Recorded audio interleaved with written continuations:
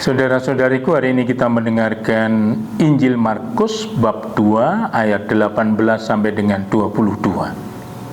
Hal berpuasa.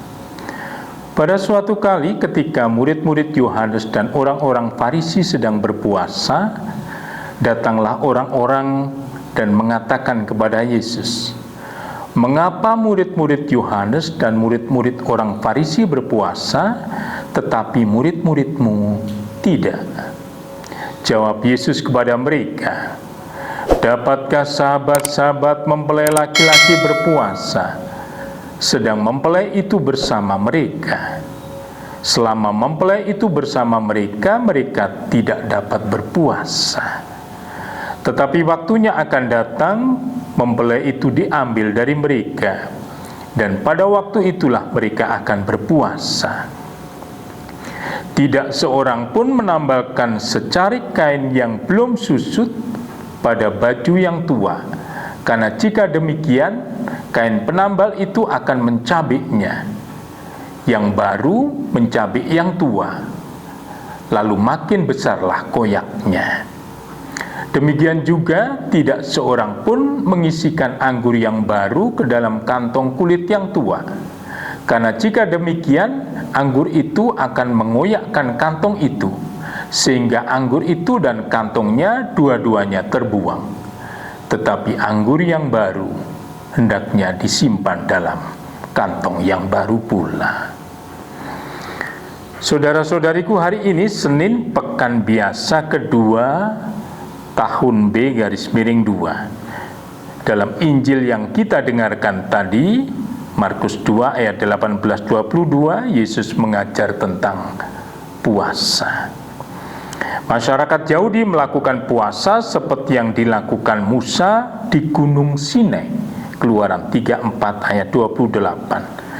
Pada waktu puasa tidak boleh melakukan suatu pekerjaan apapun, suatu perhentian penuh seperti hari Sabat. Puasa dilakukan menjelang peristiwa-peristiwa penting seperti misalnya Hari Raya Pendamaian atau Yom Kippur. Tujuan puasa adalah menyiapkan diri menyambut kedatangan Allah, karena dengan menahan lapar dan haus, kerinduan penantiannya menjadi makin intens. Puasa berarti merendahkan diri di hadapan Allah sebagai ungkapan sikap tobat serta mohon belas kasih-Nya, dan sebagai manifestasi perkabungan. Para nabi mengecam puasa yang dilakukan secara lahiriah belaka, bahkan untuk memamerkan kesalehan pribadi dengan puasa ekstra, seperti yang dilakukan orang-orang Farisi 2 kali dalam 1 minggu, Lukas 18 ayat 12, supaya dipuji orang. Di situ puasa justru menjadi akar kesombongan. Berbeda dengan praktik puasa yang dilakukan oleh Yohanes Pembaptis untuk menyiapkan kedatangan hari Tuhan. Ada mantan murid-murid Yohanes yang menjadi murid Yesus. Dalam konteks itulah ditempatkan pertanyaan banyak orang hari ini. Mengapa murid-murid Yohanes dan murid-murid orang Farisi berpuasa, tetapi murid-muridmu tidak? Jawaban retorik Yesus mengungkapkan makna puasa. Dapatkah sahabat-sahabat mempelai laki-laki berpuasa sedang mempelai itu bersama mereka? Selama mempelai itu bersama mereka, mereka tidak dapat berpuasa. Tetapi waktunya akan datang, mempelai itu diambil dari mereka, dan pada waktu itulah mereka akan berpuasa. Jawaban tersebut sekaligus mengoreksi pertanyaan bahwa para murid tak selamanya tidak berpuasa, tetapi hanya selama mempelai ada bersama mereka. Puasa dimaksudkan untuk menyiapkan kedatangan Allah. Maka jika dalam diri Yesus sang mempelai, Allah sudah berada di tengah-tengah mereka, tidak perlu lagi berpuasa.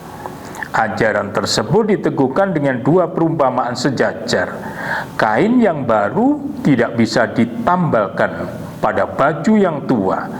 Anggur baru yang masih dalam proses fermentasi tidak bisa dituangkan dalam kantong anggur yang tua.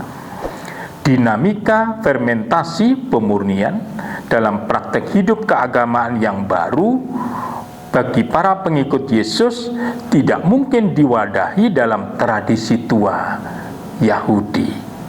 Perkembangan pesat perjanjian baru dengan hukum kasih tidak mungkin ditampung dalam hukum sempit perjanjian lama.